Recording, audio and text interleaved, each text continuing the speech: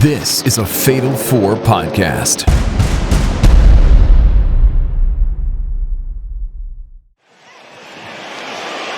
And now Gunther went for the power bomb, didn't get all of it.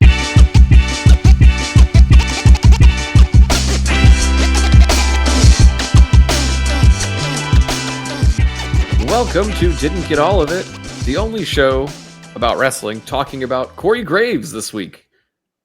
Just kidding. We're probably not the only one, but we're the best one. Also, WWE gets totally nonstop, and then of course Raw is back to normal, and we will be talking about. Hang on, what is this in the note? Collision.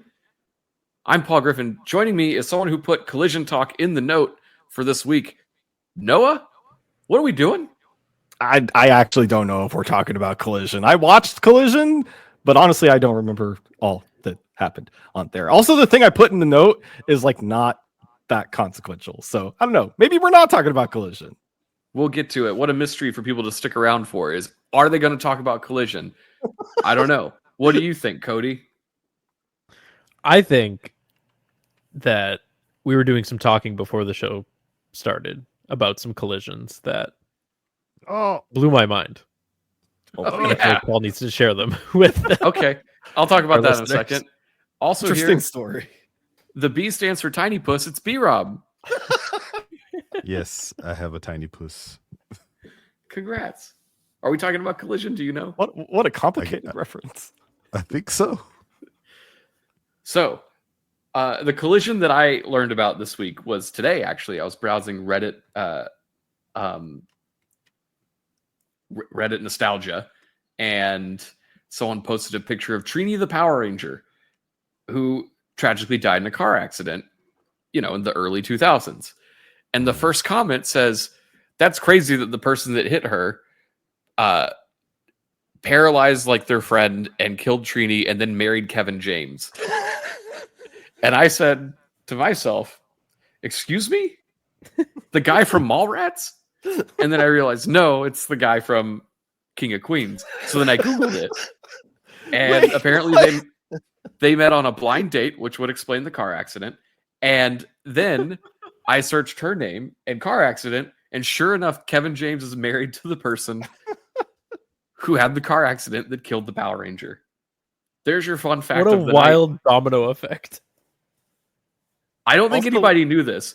I even text my resident Power Rangers fan friend who would know about this, and he didn't know. So I think this is kind of breaking news for people.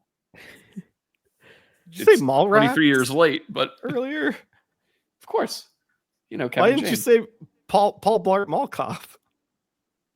That was the joke, Noah. Noah didn't get the joke. What? He didn't get all of it. He didn't get all of it. Those are two different movies. They sure are. Help. Could have also said Clerks, which would have been funny, or Clerks 2, or Clerks 3. What else did Kevin James do? Oh, Walrus Man? I see what's happening here. Walrus, man. What was that hockey one that no one gave a shit about? Red State? Hoosers. Is that what it was? Is that what it was called? I don't know. Best thing Kevin James ever did was King of Queens. We all know that. I thought that was Kevin Was I- Smith. Was I right? No, Red State was Quentin Tarantino. He was in it. Kevin Red Smith State was in it. Okay. Yeah. What the fuck is this movie? John Goodman. What did Quentin Tarantino do about this thing? Red State. I'm trying to you learn about doing, this Noah? stuff. How about we, I'm trying to learn stuff live. Yeah, Paul's trying to educate himself. Everybody. Oh, that's the poster Do your has a own research, quote on folks. it. I freaking love this movie, said Quentin Tarantino. Great. Good shit. turns Quentin out had Tarantino nothing to also do with it. Had nothing to do with it at all. I just liked it. He loves this podcast too. Shout out to Quentin Tarantino. Quentin Tarantino, also part of our Discord, which you can join at patreon.com/Fatal4Pod. Join the Discord, hang out with us between shows. Learn about future shows coming to the Fatal 4 podcasting network, which we did leak one this week if you're part of the $5 tier. So lots to look forward to. Come join us on the Patreon, get your ad-free episodes, hang out in the Discord, get bonus shows, all that stuff. Sign up there. Fatal4pod.com will get you all of that and more. You know what else is fun? Wrestling news. Cody, you want to tell us the news? I sure do. Do it. Okay. He was He's waiting for the pausing news music. jingle. Yeah. Yeah. We don't have a news jingle. Who would do that? What a dumb idea. Total nonstop action wrestling and WWE have announced a multi-year partnership. Press release was put out earlier today at time of recording on January 16th that WWE and TNA Wrestling are entering a multi-year partnership, which will create crossover opportunities within WWE and TNA programming for NXT superstars and TNA wrestling stars. I found it interesting that this was announced as a WWE and TNA partnership, but they very specifically say that it's between NXT superstars and TNA wrestlers. So I don't think we're going to see Cody Rhodes or Gunther on Impact anytime soon. Yeah. But No, but we might see Joe Hendry in the Royal Rumble. Is what that tells me. Yes. Yeah, because That's what I want. We can put you guys on our big shows, but we're not giving you shit for your show. Yeah, I think it did say something in there about them being on pay-per-views, PLEs, and all kinds of stuff like that. Yes, But- it does say select WWE premium live events and TNA pay-per-views. Mm-hmm. Yeah, that's what they've been doing before they made this announcement or whatever. Just a lot of the NXT kids been going over there doing the TV shows and a couple of the other things that they had going on over there. I mean, this is just pen to paper on what it sounds like, but it had been pretty quiet for a few months on TNA participation. Mm-hmm. I wonder if, I don't know, like, we also noticed that they stopped calling the NXT events PLEs. They just started calling them WWE events. So maybe that's just, maybe they're not doing anything bigger than that. It's just NXT and WWE, or sorry, NXT and TNA. Mm-hmm. Yeah, I don't know. This just seemed weird that this was like an announcement because I saw it and I was like, oh, and then I read it, like the press release, and I was like, oh, there's like nothing newsworthy here. Like they've been doing this. Yeah, I think it's just official now. Sure. Mhm. But okay, cool. I mean, like maybe it'll be bigger. Maybe it'll be bigger than what it was. Maybe they'll do like a whole ass like Survivor Series bragging rights type of event where it's like TNA versus NXT. That'd be cool. I think that'd be cool, yeah. But man, just like to think, I don't know, 10, 15 years ago, if someone told you that this was happening, you wouldn't believe it.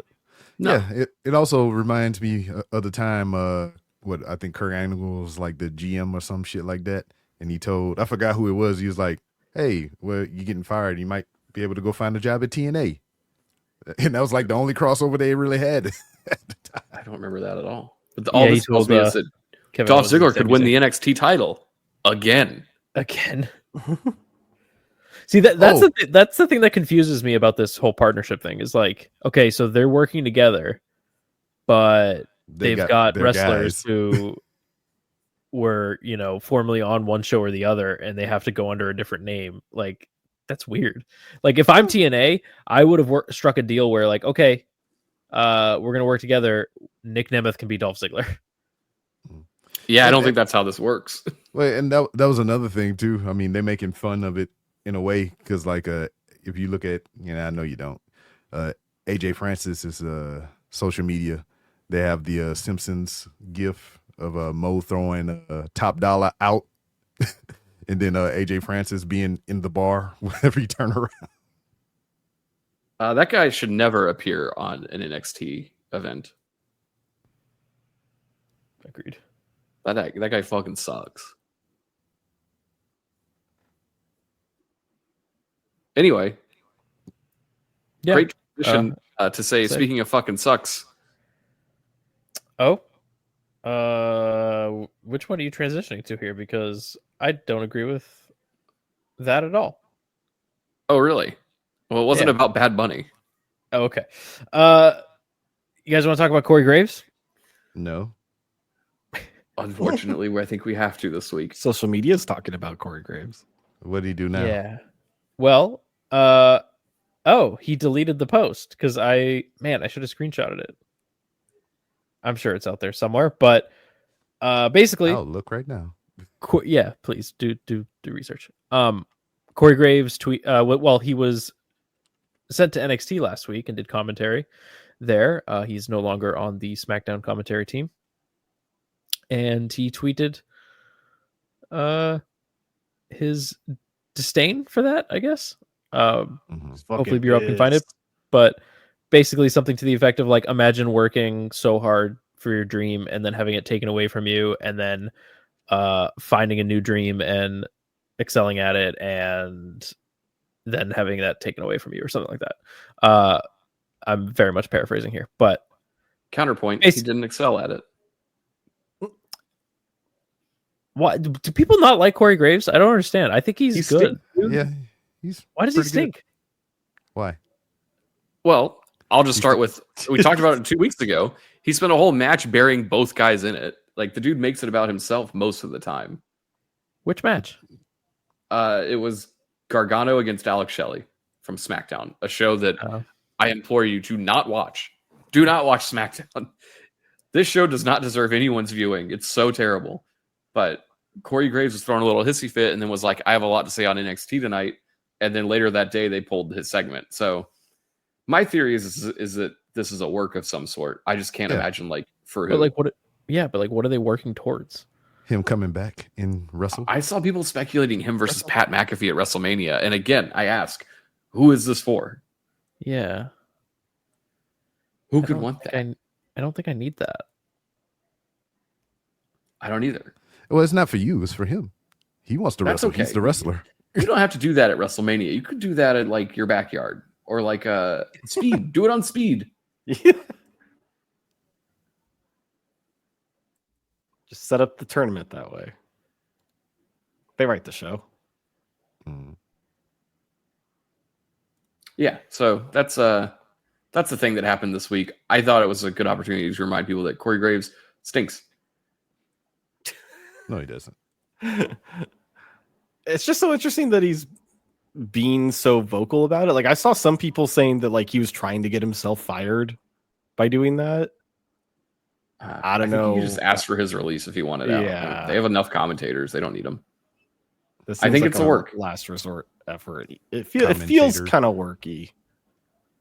But to what end? I mean, this speculation been going around for a while, so I think it's just a part of the thing that he was trying to do there. I don't know. I've never seen Corey Graves wrestle, so I don't really know. He never got beyond NXT. He was a former NXT Tag Team Champion with Pac. Pac, yeah. Neville. So at least one of them was good. Yeah, it was Corey Graves.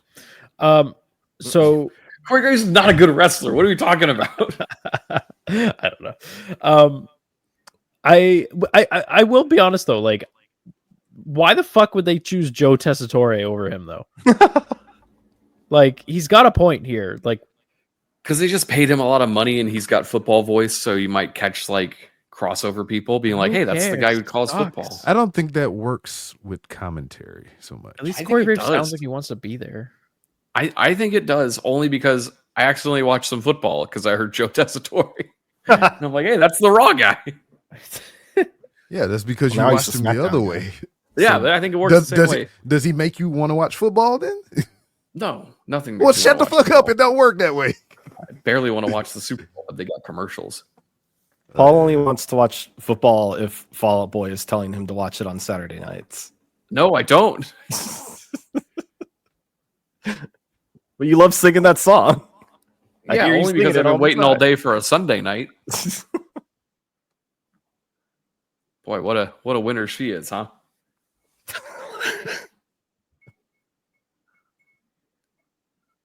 What else is in the news? Speaking of singers. Yes. Bad Bunny, global superstar, sensation. Just put out a new album a couple weeks ago. Did a secret Subway show? Debí tirar más fotos. Probably saying it wrong. I should have taken more photos is what it translates to in English. You said he did a Subway show? Yeah, him and Jimmy Fallon. Was Jared there? They did a disguise. Hope not. No, Yeah, not that Jared. he might have Nah, been. they disguised secret. themselves and everything, and they went down the subway and did like a little concert, and then they surprise, I'm Bad Bunny, and that's Jimmy That's Fallon. like one of the only cool things Jimmy Fallon does is like, what if we went to the subway and performed like street performers, and then everyone's like, "Yo, that's the real guy." Wait a minute. Because he did it with U2, and I think he did it with maybe the Backstreet Boys or something. I don't know. He's done it before with other musicians, and it's way better than let's play a silly game. He did it with Noah and B-Rob? Yeah. He said he did it with you too. Oh. And it was a beautiful day.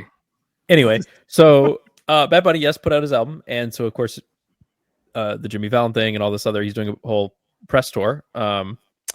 And during this, in an interview, he did say that to the Rolling Stone, he said that I want to do it one more time in reference to WWE.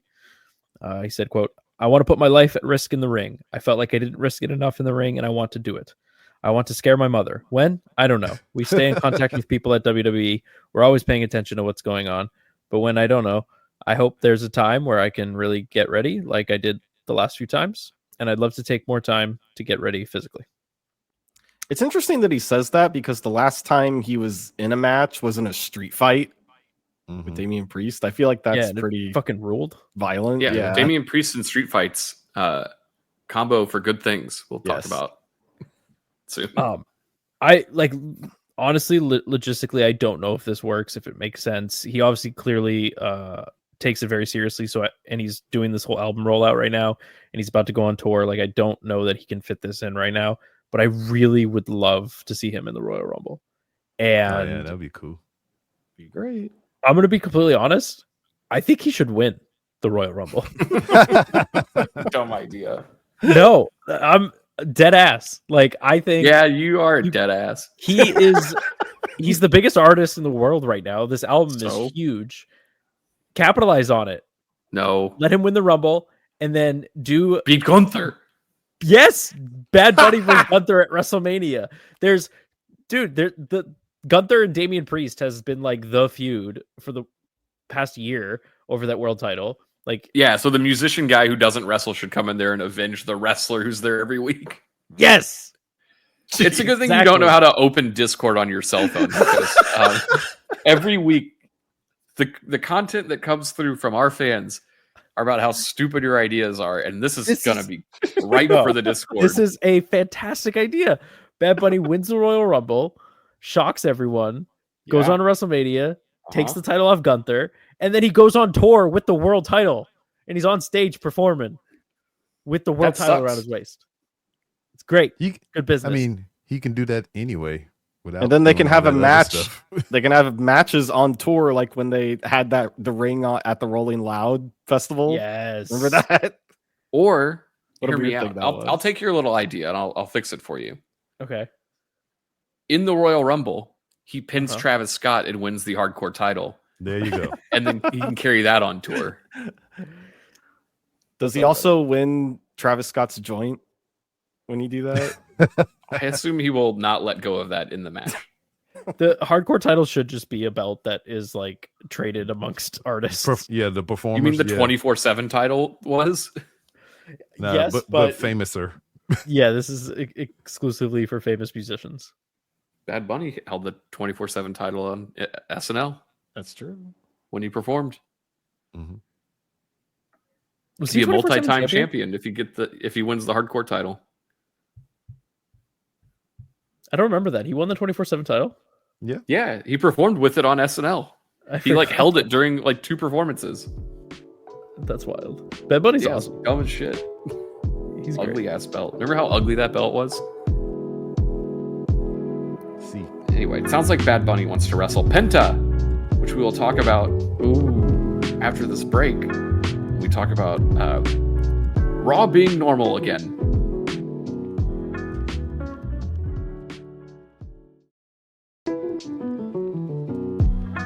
Welcome back to Didn't Get All of It, the show that looks at buffalo wings during the break.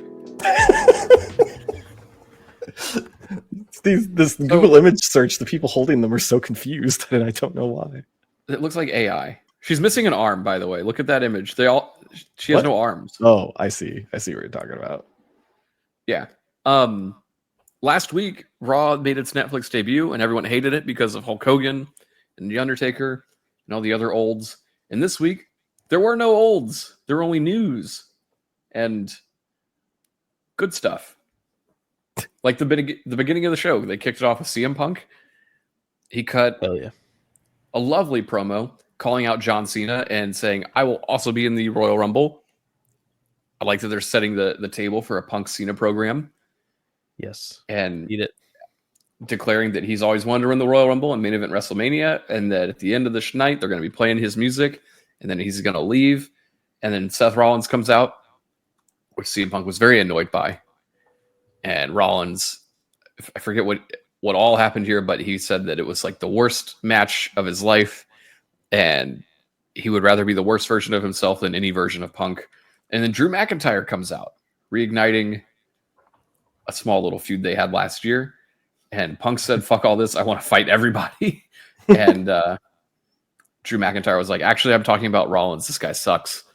And is basically being like, hey, Roman Reigns has been playing 4D chess. He's got everything back on it. He's got his group back together. He's got his spicy peppers. He's way ahead of us. And I'm going to call them a falafel. He did. So yeah, this led to nothing other than everybody announcing themselves in the Royal Rumble, which is pretty stacked as far as stars go.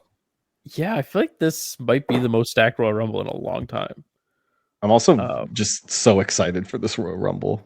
Just like I was also talking to a coworker and just listing off all of the like story reasons why people need to win the Rumble this year, and it's all very exciting.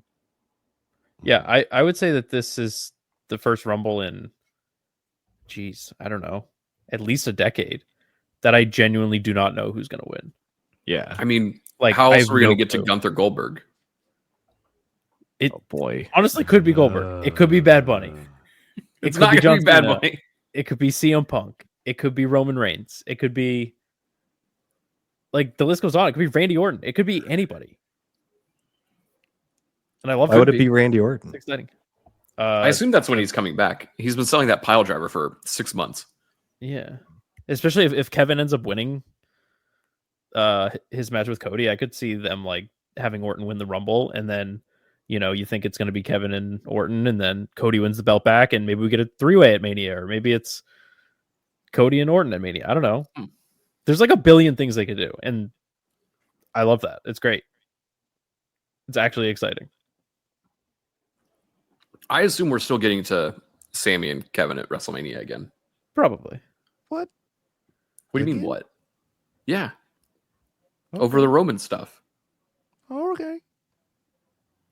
Yeah, it seems pretty obvious that's where they're going. After this promo, we got Chad Gable's entrance, which led to a shocking debut that no one saw coming. Yeah. Well, unless you were on WWEshop.com that day. Or watching Raw the week before when they said it. Or they didn't say vignettes. They showed a vignette and it spelled out Penta. They showed that? Yeah. I must have missed it. Mm-hmm. Sorry. They played it in the arena. Undertaker and Hulk Hogan were boring me to sleep. Yeah. Must have missed that. As Michael Cole said, the worst kept secret. I mean, it was their secret to keep.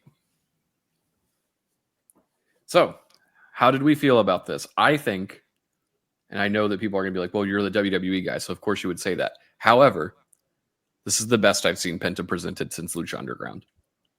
True. I will agree. Except I don't think it was the best performance of his. Yeah. But presentation, sure. Yes. Yeah, that's fair. I mean, there was that one, what was the pay-per-view where they had like the, Tombstone. mezzo. Yeah, the Tombstone was great. And then also when they had the like native Mexican headdresses on. Yeah. That stuff was cool. That was a great entrance. They've had some great entrances in AEW, but yeah, just seeing Penta in the WWE presentation was he seemed like a big deal. They really played him up in a big way. I love the shots of his family. Like his daughter just bawling her eyes out like That's my dad. Yeah. And guess what? No LWO or Del Fantasma in sight. Yet. Yeah, Thank God. Yet. Yeah, it's night one, Piro. Give Triple H a second to cook something up. Who better to team up with him to take on the rest of the American-made Academy? Phoenix. I also thought Michael Cole did a really good job here of putting Penta over, selling his list of accomplishments, naming him obviously a former TNA champion. I was surprised that he even referenced Lucha Underground. Yeah. In addition to some other accomplishments of his. I was like, as he was listing them off, I was like, is he going to say it? Is he going to say former AEW tag team champion? Because he was saying everything else. But alas, no mention of AEW. Although one thing I thought was interesting that they never explained, not that like it needs explanation, but it just seems like a very WWE pilled thing to explain Cero Miedo, because like Cero Miedo? I can't. Yeah. Cero You're Miedo. the Spanish. Bloomhouse? That was not on the air. Happened during the break. There's one thing we've learned that Cody doesn't know how to pronounce anything. No, I do. Cero Miedo. He's doing the taunt or whatever, and the crowd's chanting along with it. I was just expecting Michael Cole to be like, it's a very Michael Cole thing to be like, Cero Miedo, that means zero fear, and Penta is the man of zero fear. Like, not that I needed it, but I was just kind of like, no worries for the rest of your days.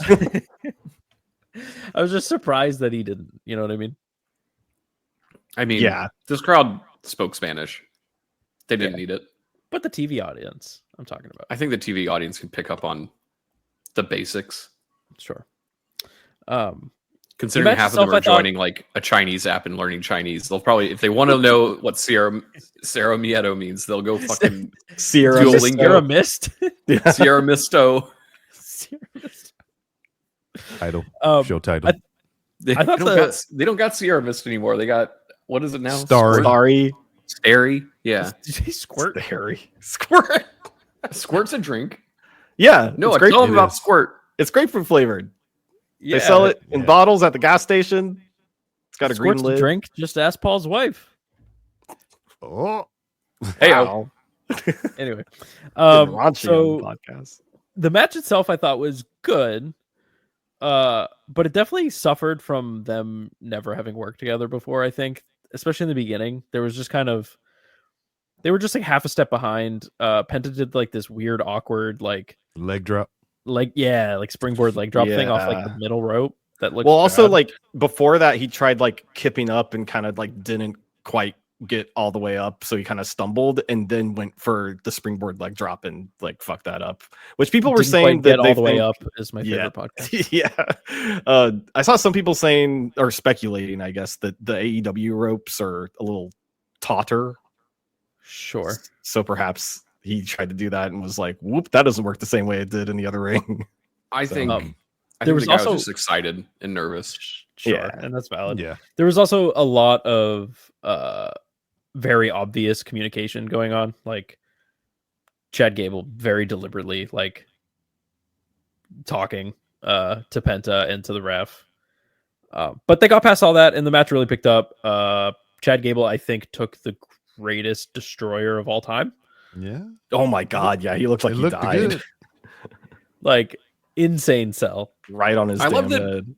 I love that both guys were selling in this whole match because I've never seen Pentagon sell before. Yeah. Like when he got his leg racked the post and just like screamed directly into the camera. He sold his leg for the rest of the match. He did. It's not yeah, like he stopped. He limped and stumbling hobbled the whole around the time. whole time. Yeah, even before doing his plancha to the outside, like he was, trying to get Tapping feeling his back the leg, leg, slapping it. Like, yeah, no, this was. I did think this was good. This was a good debut. That when he did the plancha, like Michael Cole was like, "Oh my god, that's just one of the most destructive things in Penta's arsenal," and I'm just like, Sami Zayn does that every week. Okay, but the crowd did chant "Holy shit!" So like, is that on Michael Cole or everyone really loved it? I don't see him freaking out when Sami Zayn does it. Eh. I'm saying. Penta obviously won the match, and then I thought he did a very good job after the match. Yeah. A solid promo. Yeah, best English I've ever heard him speak. Yeah, I didn't know that he was that fluent. That's because the hype man was running around stopping him from talking. Yeah. But also very smart to just let him talk to this crowd in Spanish too. That was in he got San very Jose. over, and he ended. Smart to let him speak some English, talk to the crowd in Spanish, and then kind of ended with what I thought was a very solid, stinger at the end of being like, "This is a new era. This is the Penta new era." Cero, and I just thought it, I think it worked. I think it helps that he speaks good enough English where the crowd wouldn't turn on him. And the Spanish part was passionate enough where you're like, I don't even know what he said if you don't. But also, and the rest of the crowd did. But also, apparently, very quickly, Netflix had like official subtitles for this promo up. Like, not He even didn't an give us hour a show after the in broadcast. Spanish, did he? What? Oh, He didn't say in Spanish, like, I tried to do that leg drop off the middle rope, but I didn't get all of it. Quick, I think it was the Cody, how do bottom you say rope, which didn't is get why it all was of it in even weird. Spanish? Yeah, Cody, Google that one. Yeah, not something. No lo entiendo todo. There we go. Yep. I liked that after this happened, so many stories went out about how the show went long and they had to cut stuff because of Penta going long in his match and his promo, which apparently is notoriously like a thing that AEW had issues with, is that he would go long in all of his matches. Except Raw ended 30 minutes early on a platform where you don't have a time limit. Yeah, because there's no live things other than the live thing that is playing at the current moment. I think that was leaked by maybe a former coworker who wanted to sour his debut. Don't you dare be sour. Or, they'll be wrestling next week. I don't know. Like that, I just don't buy that story for a second. Like, this wasn't NXT the next night where the show literally cut off while something was happening. This was second week in a row. This was, second week in a row that NXT has had the show in before the people in the ring are done with their segment. They love this. Is Raw. It went 2.5 hours. A show that has established itself as a 3-hour show for the last decade. And you're telling me that people in the back had their segments cut because of Penta? No, I don't buy it. It's not a real story. And then if anything, I mean, for it. Yeah, and if anything, you wouldn't be mad for someone that you hyped up and, gave this big pomp and circumstance. You let them do what the fuck they came here to do. Who are you guys most excited to see him work with? Bad Bunny. Yeah. Anybody, really. I wonder where he ends up, because like the obvious thing I think is more Chad Gable stuff. That's easy. And you get like the mask guys all hanging out together, which I think is just a fun visual.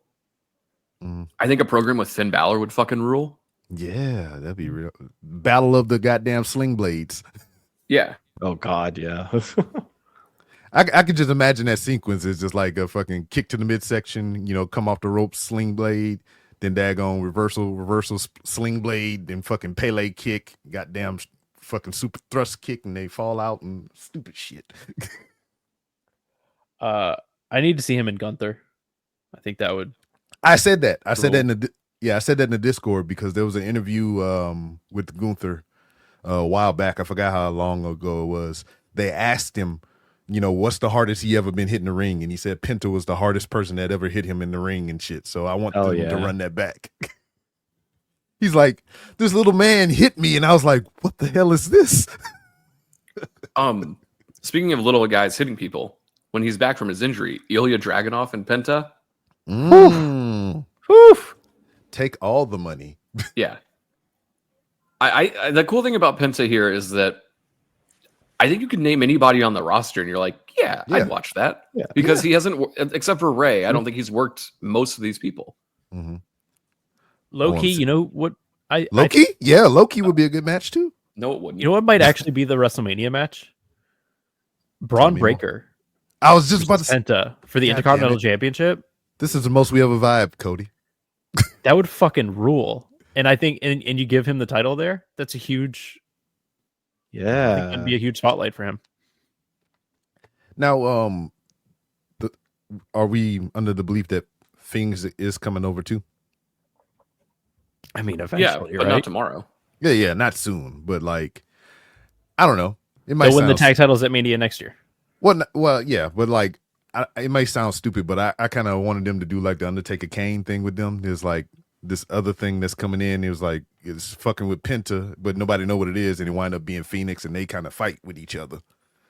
And then they're forced to come together, and then Penta takes his mask off and becomes a motorcycle guy. I don't know. Phoenix runs for governor and becomes like full MAGA. I don't know about all that, but and then decides to run for Senate. You guys heard that, right? Kane's considering a Senate run. Oh no! Yikes. No, but he has the platform to do it now. He's got that national spotlight. Anyway, this is not a politics show as much as I would like it to be. Speaking of politics, I would love to know the politics behind this decision, because there was a segment in the back where Karrion Kross comes out of Adam Pearce's office and goes up to the Miz and says, "Hey, the Wyatt Six just got moved to SmackDown. Did you have anything to do with this?" And that's how that feud ended. Mm-hmm. Isn't that amazing? They're going to. I love how they've completely abandoned this tired ass gimmick. It's great. It sucks. And then I also just like I enjoy Cross doing this whole segment. He's like, very just smug I bastard. said it a few weeks ago. Like, it's very clear why people like him. Mm-hmm. Like, in the company, he's a fun guy. Yes. Penta versus Karrion Kross. There's a match. I said it in the Discord. I think this is the year people change their minds on Karrion Kross. Mm-hmm. Bold prediction. That's a cross I will be carrying this year. So Penta broke the arm of Io Sky, Chelsea Green, and Kairi Sane. So I want them to run that back. I don't think that's going to happen. I know, but it would be cool just for them to bump into each other in the hallway or something. Maybe. Speaking of Io Sky, her tag team partner who is not injured, Dakota Kai, challenged for the Intercontinental Championship against Lyra Valkyria in a match Dakota Kai should have won. Mm-hmm. We've been saying it for weeks, months even. Mm-hmm. Mm-hmm. Great match, though. Like, yeah. The suplex to the outside? Wow. At the end of the day, like, not mad at this match. The suplex to the outside was insane. And they really, like, tore the house down with this match. They got the crowd behind them. I just think the wrong person won. Yeah. I don't know. It's just like they got this company has something for Lyra. You know, they threw the NXT title on her. You know, she beat Becky Lynch, and now they put the Intercontinental on her. I mean, it's dumb to think it. Maybe their plan is instead of Dakota winning this title, she wins the Rumble. And I wouldn't be against that either. Like, if you're going to have someone who's won the men's Rumble once already, and it's an old guy, maybe you do elevate someone on the women's side. Not against it. And Dakota and Rhea have a history. You could do something there. Hey, guess what? Charlotte Flair is winning the Rumble, so enjoy that. Oh, man. Yeah, probably. Yeah, you're right. I don't like that. Probability, you think is above 50%? I think it's a pretty solid chance that she wins and faces Tiffany Stratton at WrestleMania. Oh, I don't want that. But if Tiffany wins, then it'll be okay. I'll suffer through it. That's. I know. I'm just saying. I know. I know. Let's think back at all the matches Charlotte's had at WrestleMania where she should not have won, and it turns out she won every single one of them. I just want to wish, man. That's all. If you don't believe, then what are we doing? If wishes were fishes, the world would be an ocean. Okay, JR. Finally, He delivered that line just like that too in the video game. I know. Maybe they'll get him back someday. No. Poor Noah's internet died, but he's not going to get to talk about this match. Maybe he'll come back in time and say some things. Finally, The other thing worth talking about on Raw, the main event, Finn Balor, Damian Priest, street fight. This fucking ruled. I'm just gonna full disclosure, be honest here. I didn't watch this. What? Yeah, Sounds like Not- B-Rob not didn't like- either. not like because I wanted to or like didn't want to or whatever. I just Yeah. I only got through like half of Raw. It was shorter, I know. and you couldn't watched do the it. You majority. didn't get all of it. Yeah. I couldn't. I was. Well, very I'll tell you what disappointed, happened. and I just haven't had This the time to match. go back and watch it. These boys hit each other with sticks and chairs, and they brawled about. Mm-hmm. At one point, they went into the crowd and they got one of the metal trash cans, and Finn Balor took a big trash can shot straight to the head, and they brawled up the side of like the stage, like the nosebleed seats you wouldn't want to have, but fans this time got like shocked that there were people in the crowd with them, Mm-hmm. and he did a Falcon Arrow off the balcony through a bunch of tables, which led to a stretcher spot going into like commercial. Kind of like what he did with Bad Bunny. Maybe, I don't remember. Yeah. But- you did that. Yeah. He Falcon Arrows him off like the crowd into these tables, which is great. And then they go to commercial and we come back and Finn Balor's like on a stretcher. And Damian Priest is like, fuck that. And he like charges up the ramp, rips him off the stretcher, fights off Carlito and Dom. JD for a Or minute. JD. And then he wheels Finn Balor back to the ring, and like the stretcher just bangs into the side of the ring, and Finn Balor rolls off into the ring at the exact same time. Nice. It's a pretty perfect visual. I think if you haven't seen this match, you should go back and watch it. All right, I will. It's very, very, very Convinced good. me. They did a bunch of stuff outside the like after the next spot, they did a bunch of stuff outside the ring. It's a perfect blow off. Like I never want to see them work together again for a while. Like this program to be over. Mm-hmm. But it's pretty great. At the end, Priest got his hand raised, and that was how they ended the show 30 minutes early. Why would Penta do this? That's why That was Raw. That's why. Because he went over, so they had to end early. Maybe. Raw's back to normal now. We're getting our show with good segments and good matches. And now we don't know when the shows end, apparently.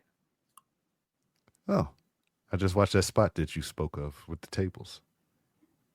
Yeah, it's Good great. stuff. Great match. He held Anyway. him pretty good, too. That's it for Raw. That's all we have to talk about in this segment. So when we come back, we're going to get into all the stuff from Dynamite, Collision, and all the AEW talk you can handle right after this.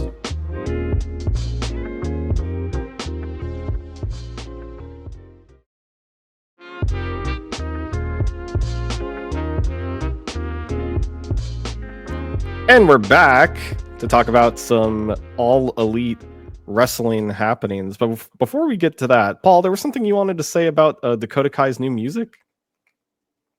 He's not here. Yeah, I'm here.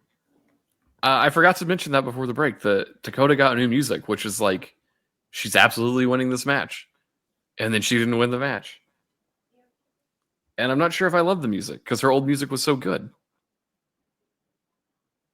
What'd you think, Noah?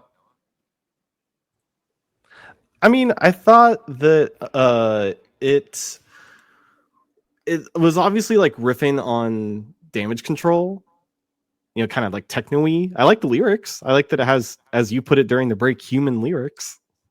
Yes. Human lyrics. I don't think it was riffing on Damage Control. You need to go listen to it again. It sounds very Dance Dance Revolution. Yeah. I mean, it sounds very synthy. Mm-hmm. I don't know. Maybe aesthetics of Damage Control more than anything else. But I think we can both agree that we like her NXT music more. Her NXT music just feels like she's ready to come, you know, fuck shit up. Yeah. Like really, you know, You- do are you- business. You could have just stopped at that last word with the C. Uh-huh. But yeah, she's got new music. Hopefully that means that she's gonna do something post not winning the title. That they have something Winning the Rumble. We talked about this while you were dead interneting. That'd be neat. I'd like that. Maybe they changed their mind, said she's going all the way. Yeah. But speaking of multi-people matches, I see on this note that someone wants to talk about the 12-man tag team match that's happening this weekend at Maximum Carnage Collision. Yeah. Right. We need to talk about this. Why? You don't want it, right? So what the hell is happening to this business? Well, it's not this business. You mean this company? He's doing a Moxley promo. This match is Brian Keith, Chris Jericho, Big Bill, Wheeler Yuta, John Moxley, and Claudio Castagnoli versus Dax Hardwood, Cope, the other FTR guy, Powerhouse Hobbs, and who the fuck could possibly know? 80s guys that people like. Yeah, the Outrunners. Yeah, I don't know what also, Cody, how could you forget FTR Gunn? Yeah, what's his name? Dash Hair. Ash. His name is Hair. And bald. Dash Wilder? Yeah. Van Wilder's cousin. Is that his name? I genuinely don't know. It's Cash Wheeler. Cash Wheeler. Cash Wheeler. Okay. Just like Wheeler's Cash Wheeler. And Dax Hardwood. Okay. Dash. What this did you sucks. say? This like I'm looking at this match graphic. This is the epitome Dash of everything Wilder. terrible with this company right now. That it's just a bunch Jericho of guys. stuff has sucked. The fucking Moxley crew is just the worst thing to ever happen to pro wrestling. Don't know who the fuck those other two guys are. Powerhouse Hobbs completely misused. He's been doing stuff lately. They're pumping him up. FTR is stale. Cope is just coping with his existence. The stupid name. I don't know. I hate all of this. I hate this company. It's so bad. It's so bad. What are we doing? There's promising stuff around the corners, but yeah, the meat of it is not. I would say is at a low point for the company for sure. Mm-hmm. But is there any goodies that you wanted to speak on, Noah? Well, I don't know if it's a goodie. The only thing I wrote down at the top of the show when I talked about like the one note I had from this past week's Collision was that they're doing an angle where Hangman is challenging Christopher Daniels to a Texas death match at Collision. Why? Why is this warrant a death match? Because he wants to kill him. Duh. Yeah. Just burn his house down. He's done it before. Doesn't warrant a death match. Well, Hangman loves death match, especially a Texas death match, because he's a cowboy. Yeah, from Kentucky. Kentucky death match. I think this is silly. Mm-hmm. Well, he cut a promo, said he wanted to kill the guy, so there you go. Yeah. I just don't know why we're still doing stuff with Christopher Daniels. He's retired like 3 times in this company. I don't like that either. We should have put him in the graphics with the other goofballs up here then. Right. Just added those two to this match. One on either side. Could have capped that off all in one show. Well, let's talk about the show that happened last night as of this recording. AEW Dynamite. Excuse me. I'm watching it on Max now, the one to watch HBO. Well, yeah. Tell me about that viewing experience, because I'm still watching it on Sling and everything. So, like, how does it differ for you on Max? It's good. I mean, it's, honestly not that different from watching it on cable. Besides that, similar problem with watching Raw on Netflix now, whereas on Raw on Netflix, you don't get to see the last 5 minutes of Law and Order anymore, or 911. And with AEW, you don't get to see the last 5 minutes of Big Bang Theory anymore.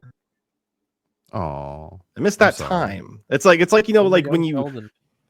yeah, young Sheldon. It's like when you show up to the movies and you want to get there for the previews to kind of like center yourself, get ready for a good time. Mm-hmm. It's like I that. got you. Okay.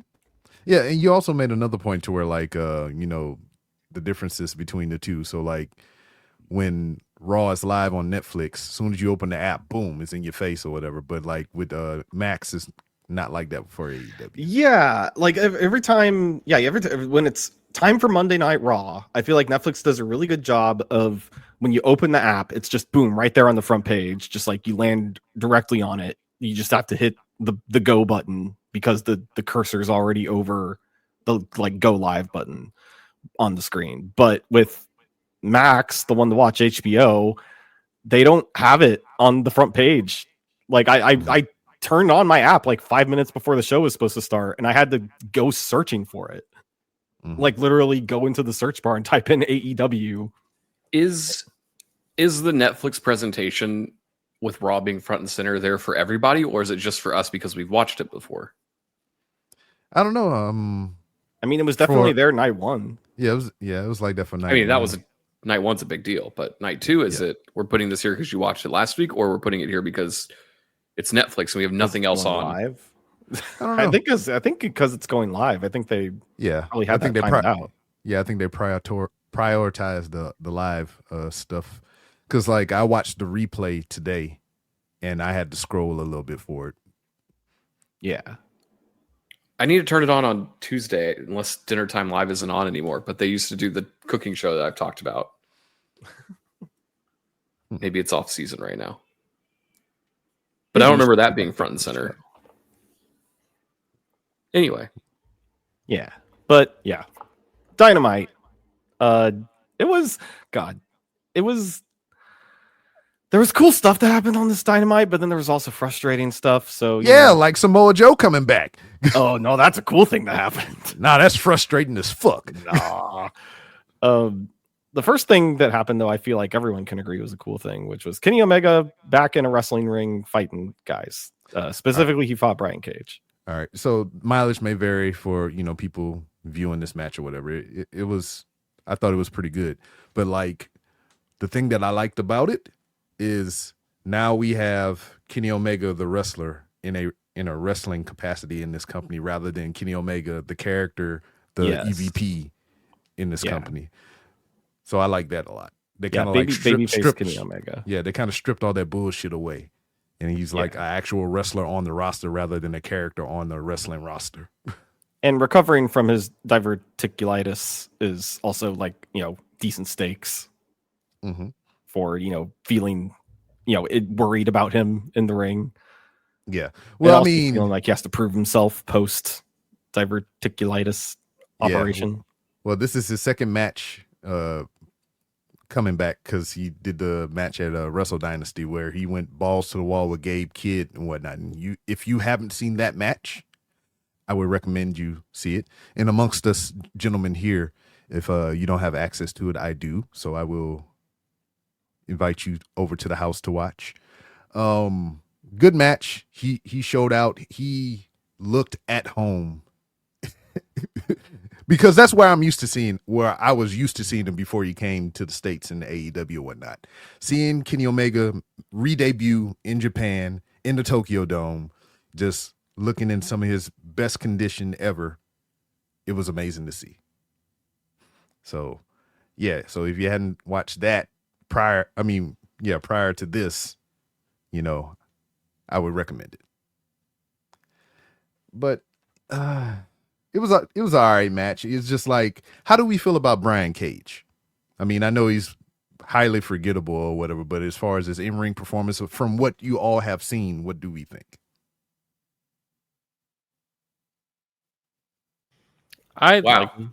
Speechless.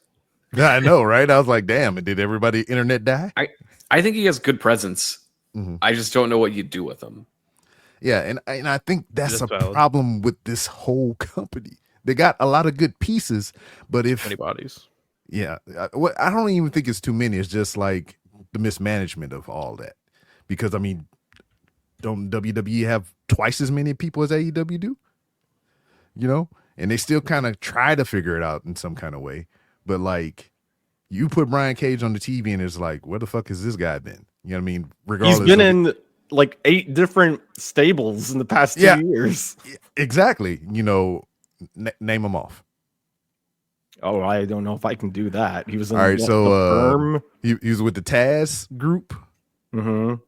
He was with Swerve's group with the Moguls Embassy. Yeah, He was in the MJF group.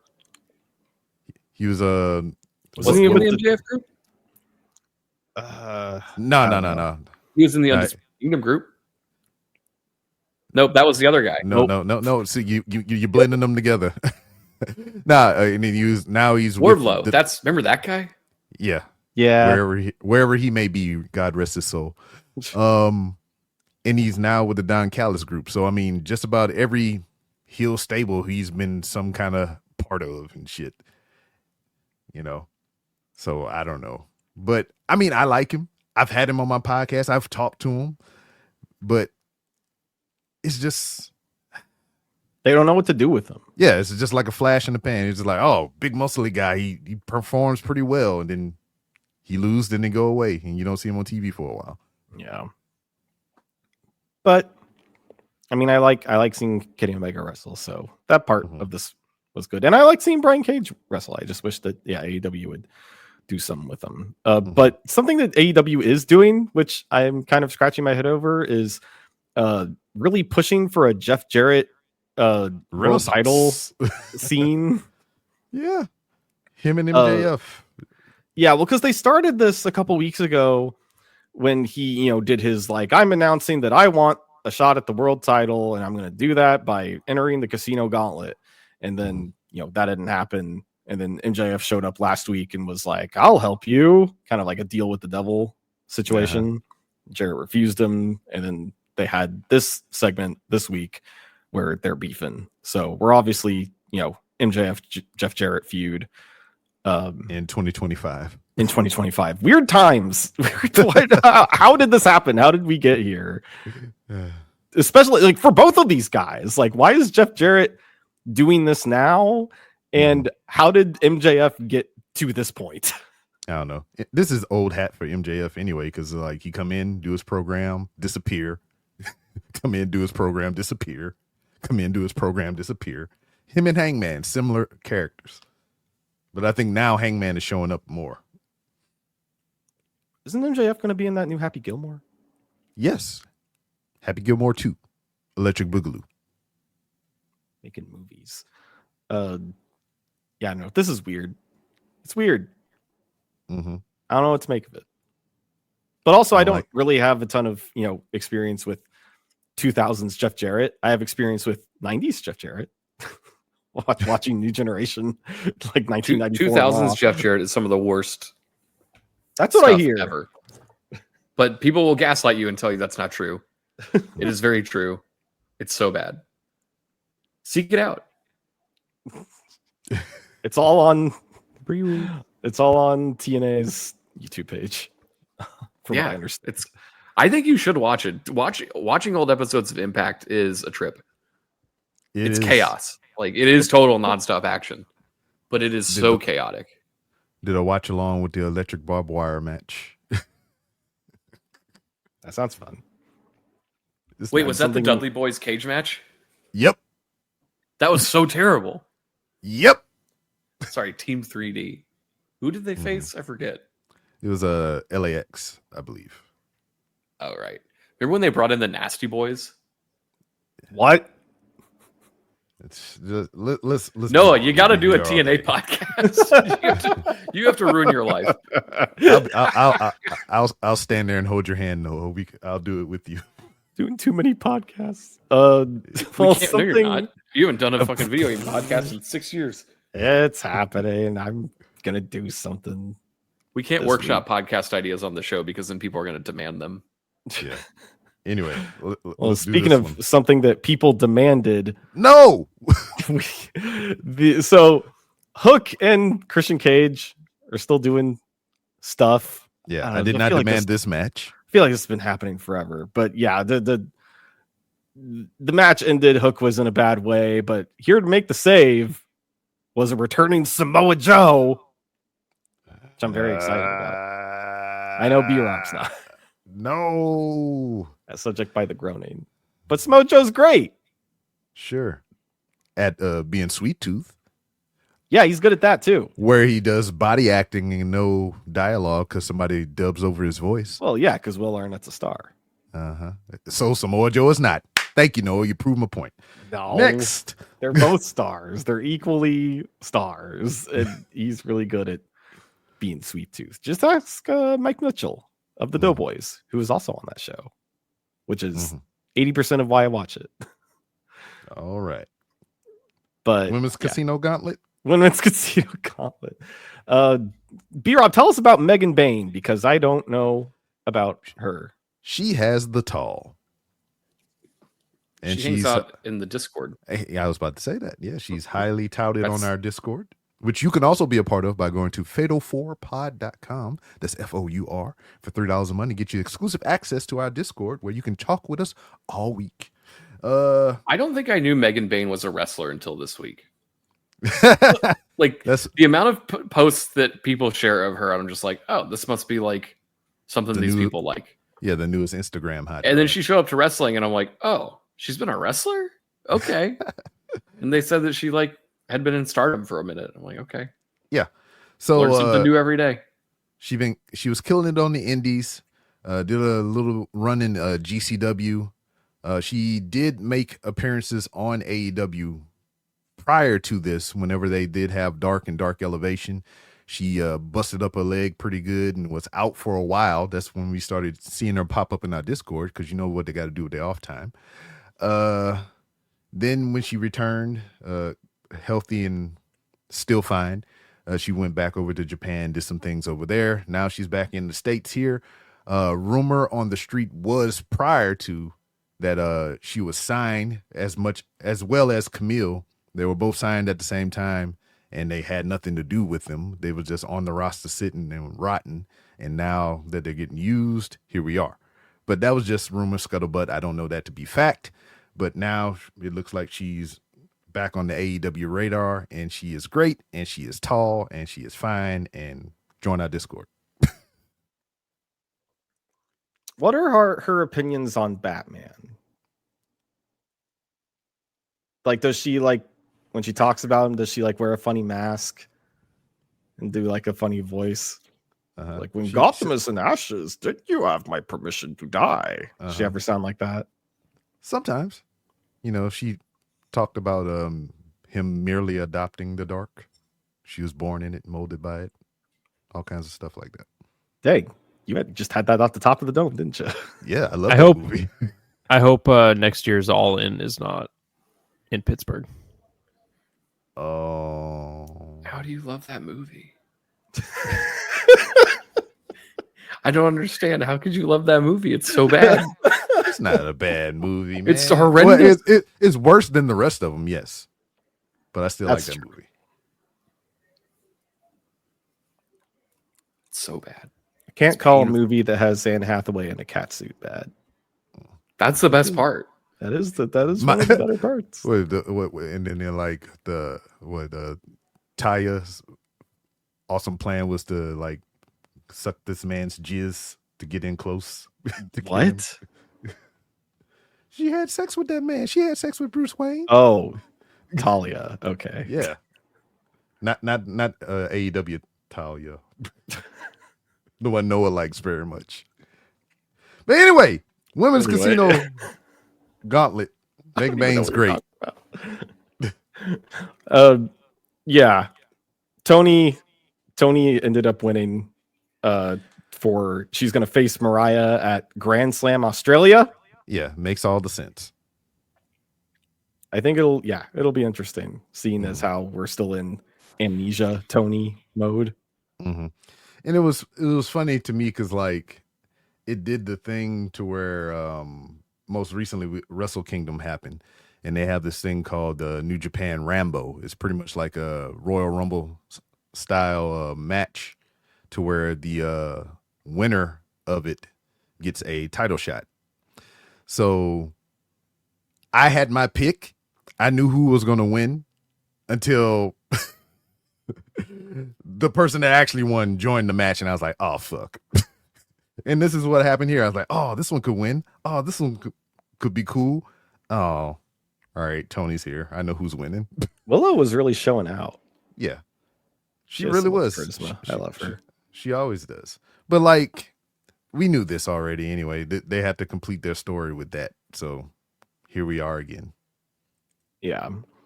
I also thought Jamie Hayter also did a great job in this. What are we feeling about Harley Cameron there, Noah? No thoughts.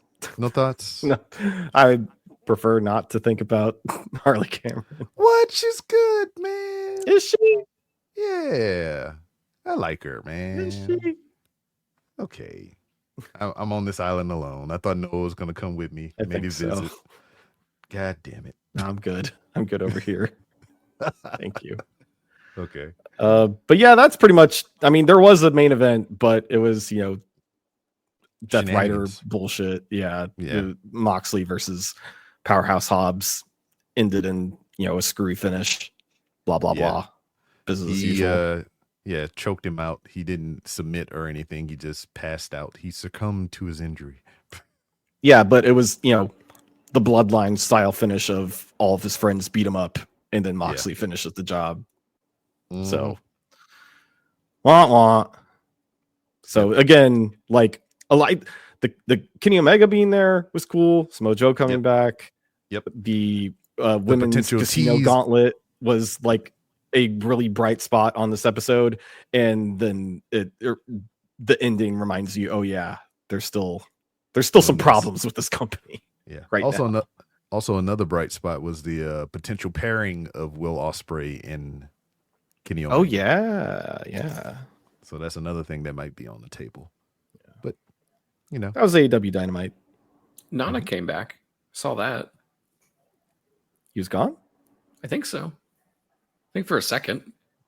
He hit Ricochet with a chair after Ricochet did the meme face. Yeah. That's it. Anyway. I appreciate that you watched this show because we do have to talk about it, and I try to at least watch once a month. But boy, is it tough. It's tough. Hey, I'm the number 2 wrestling fan. I do it for the love of the game. The pay-per-views are good though. Like at the very least, they do deliver when that comes. Goo. Speaking of coming, folks, for myself and the rest of the Fatal 4 and Joe Biden, we didn't get all of it.